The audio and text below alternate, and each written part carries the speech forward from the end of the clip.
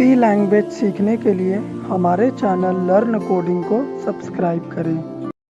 Hi friends, आज के इस वीडियो में हम फिर से सी लैंग्वेज का एमसीक्यू क्वेश्चन डिस्कस करेंगे आपके साथ। इससे पहले भी मैंने 2 वीडियो बनाए हैं। अगर आपने उन वीडियोस को नहीं देखा है तो चैनल के ऊपर जाके प्लीज़ देखिए उन्हें। तो चलिए आज का वीडियो शुरू करते हैं। तो हमारा फर्स्ट क्वेश्चन है, which of the following function is pre defined. आपको बताना है कि इनमें से प्री डिफाइंड फंक्शन कौन सा है। 4 ऑप्शन से आपके सामने प्रिंट, इनपुट, मेन या फिर एसक्यूआरटी। तो ये बहुत ही इंपॉर्टेंट क्वेश्चन है और इसका करेक्ट आंसर है डी नंबर। आप सोचते होंगे कि मेन भी एक प्री डिफाइंड फंक्शन है, लेकिन ऐसा नहीं है। मेन एक यूज़र डिफाइंड फंक्शन है। तो यहाँ पे हमारा SQRT D number option correct हुआ। हमारा अगला क्वेश्चन है, difference between ASCII value of upper and lower case of the same letter is. अगर आपको एक सेम लेटर का ही आस्की वैल्यू बोले कोई जो अपर केस और लोअर केस में हो, मतलब कैपिटल ए और स्मॉल ए के बीच में जो आस्की वैल्यू का डिफरेंस है वो कितना है। तो यहाँ पे हमारा करेक्ट आंसर होगा बी नंबर। 32 का डिफरेंस होता है किसी भी सेम कैरेक्टर में आस्की वैल्यू में, अगर अपर से लोअर केस में हम कन्वर्ट करें तब। हमारा अगला क्वेश्चन है, what is the size of struct always. हम जो स्ट्रक्चर बनाते हैं अपने प्रोग्राम में उसका साइज हमेशा क्या होता है, equals to its biggest data member size, equal to sum of all its data member size, equal to its smallest data member size या फिर नन। तो यहाँ पे हमारा बी नंबर करेक्ट आंसर होगा। स्ट्रक्ट का साइज हमेशा जितने भी स्ट्रक्ट में डेटा मेंबर होते हैं उनके साइज का एडिशन के बराबर होता है। हमारा अगला क्वेश्चन है, यहाँ पे एक प्रोग्राम है, आपको क्या करना है, इसका आउटपुट बताना। तो यहाँ पे एक कॉन्स्ट नाम का वेरिएबल है एन, जिसमें मैंने वैल्यू सेट कर दिया है 5। आप देख सकते हैं अगर मैं यहाँ पे एन की वैल्यू को इंक्रीज़ करूँ और एन को जब मैं प्रिंट करूँगा तो आपको बताना है कि इसका आउटपुट क्या आएगा। 4 ऑप्शन से यहाँ पे 5, 6, एरर आएगा या फिर इनमें से कोई नहीं। तो यहाँ पे हमारा करेक्ट आंसर होगा सी नंबर। यहाँ पे एक एरर आएगा। क्यों एरर आएगा, क्योंकि हमने अगर किसी वेरिएबल को कॉन्स्ट बना दिया सी लैंग्वेज में कॉन्स्ट कीवर्ड यूज़ करके, तो उसकी वैल्यू को हम आगे फिर चेंज नहीं कर सकते, वो फिक्स हो जाता है। हमारा अगला क्वेश्चन है, यहाँ पे भी एक प्रोग्राम है, आप देख सकते हैं एक आई नाम का वेरिएबल है जिसमें वैल्यू सेट है 1। हमने 1 इनिशलाइज करा दिया। इसमें एक कंडीशन मैंने पुट करा है यहाँ पे आई प्लस प्लस, मतलब अभी यहाँ पे आई का वैल्यू 1 है, ठीक है। उसके बाद यहाँ पे क्या हो जाएगा, यहाँ पे आई का वैल्यू हो जाएगा 2, क्योंकि यहाँ पे आई का वैल्यू 1 था, उसके बाद इंक्रीज होके क्या हो गया 2 हो गया पोस्ट इंक्रीमेंट के कारण। यहाँ पे क्या होगा 2 इक्वल 1, हमारा कंडीशन फॉल्स हो गया। तो आपको बताना है इसका आउटपुट क्या आएगा। तो यहाँ पे हमारा बी नंबर करेक्ट आंसर होगा। यहाँ पे फॉल्स इसका करेक्ट आंसर है। आप प्रोग्राम्स को करके चेक भी कर सकते हैं। हमारा अगला क्वेश्चन है, which data type will throw an error when we perform modulus operation. अगर आप किस डेटा टाइप में मॉडुलस ऑपरेशन परफॉर्म करा देते हैं तो आपको एरर शो होगा, इंट, शॉर्ट, फ्लोट या फिर इनमें से सभी में। तो यहाँ पे हमारा सी नंबर करेक्ट आंसर होगा। हम मॉडुलस ऑपरेशन को फ्लोट डेटा टाइप के साथ परफॉर्म नहीं करा सकते, क्योंकि मॉडुलस में जो भी रिजल्ट आता है इंटीजर के फॉर्म में आता है। तो अगर आप फ्लोट में उसे कंसीडर करेंगे तो आपको एरर शो करेगा। हमारा अगला क्वेश्चन है, float occupy how many bytes in memory. हमारा जो फ्लोट डेटा टाइप होता है वो कितने बाइट्स की मेमोरी लेता है। तो यहाँ पे 4 ऑप्शन से 0 बाइट, 1 बाइट, 2 बाइट्स या फिर 4 बाइट्स। तो यहाँ पे हमारा डी नंबर करेक्ट आंसर होगा। फ्लोट डेटा टाइप किसी भी कंपाइलर में आप रन कराइएगा 4 बाइट्स का ही मेमोरी लेता है, इसका 4 बाइट्स ही आंसर आएगा। हमारा अगला क्वेश्चन है, C language is which language subset. हमारा जो सी लैंग्वेज है वो किस लैंग्वेज का सबसेट है। यहाँ पे 4 ऑप्शन से जावा, पाइथन, सी प्लस प्लस या फिर सी शार्प। तो यहाँ पे सी नंबर करेक्ट आंसर होगा। सी प्लस प्लस का सबसेट है हमारा सी लैंग्वेज। हमारा अगला क्वेश्चन है, automatic variables are stored in. 4 option से stack memory, heap memory, register में या फिर इनमें से कोई नहीं। तो यहाँ पे हमारा ए नंबर करेक्ट आंसर होगा। हमारा जो भी ऑटोमेटिक वेरिएबल यानी लोकल वेरिएबल होता है वो स्टैक मेमोरी में जाके स्टोर होता है। हमारा एक प्रोग्राम है, यहाँ पे आप देख सकते हैं आई का वैल्यू यहाँ पे क्या है, अभी 0 है। तो हमने एक कंडीशन दे दिया है आई इक्वल 0, मतलब 0 इक्वल 0। तो यहाँ पे एक प्रिंटफ है जिसमें लर्न लिखा हुआ है और इस कंडीशन के बाहर में भी एक प्रिंटफ है जिसमें कोडिंग लिखा हुआ है। तो आपको बताना है कि इस कंडीशन के बाद हमारा आउटपुट क्या आएगा।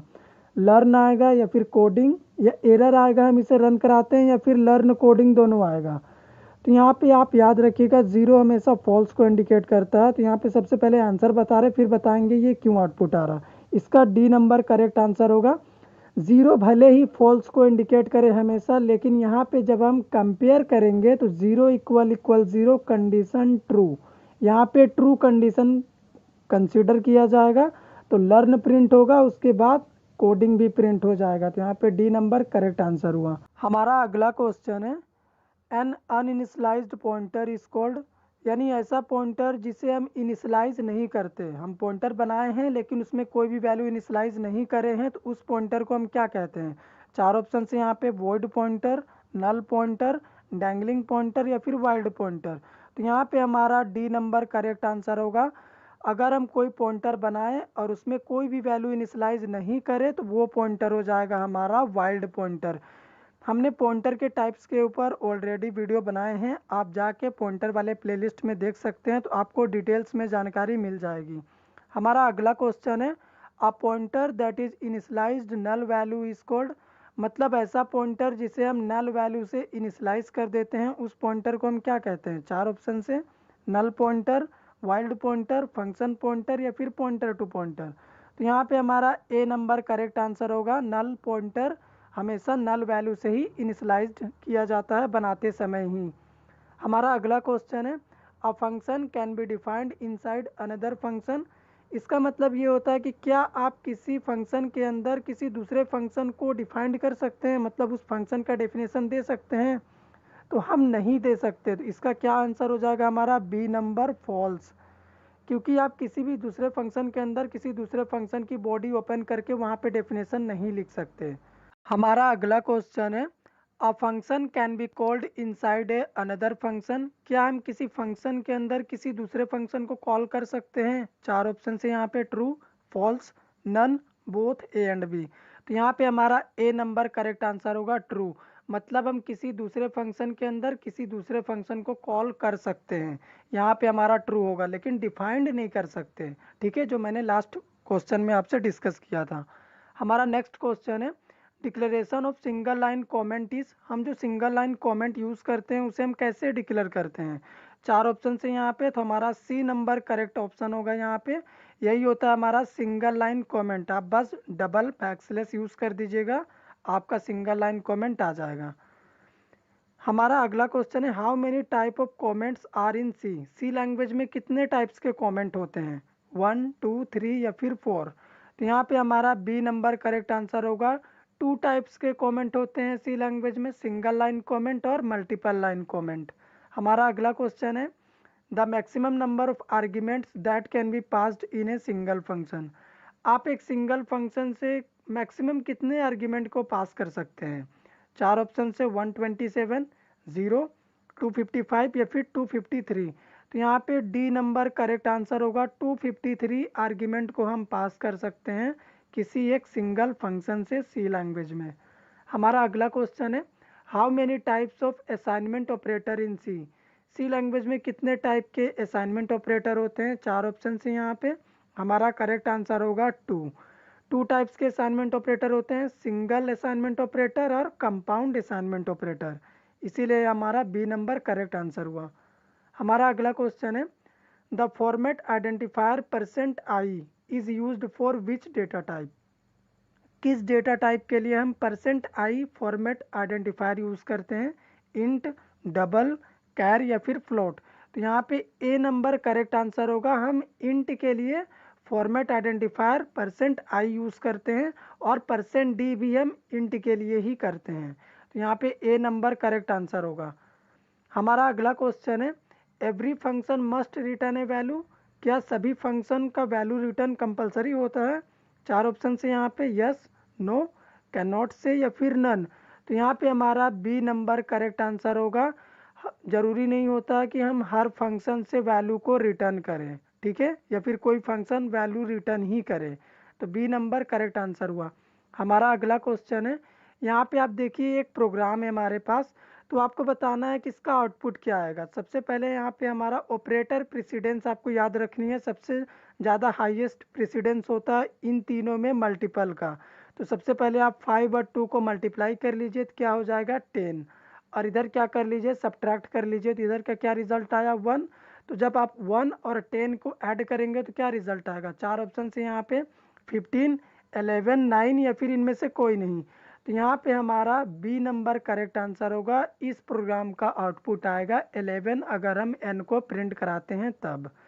हमारा अगला क्वेश्चन है, यहाँ पे मैंने एक वाइल लूप यूज़ करा है और मैंने 1 पास किया है, आप देख सकते हैं यहाँ पे।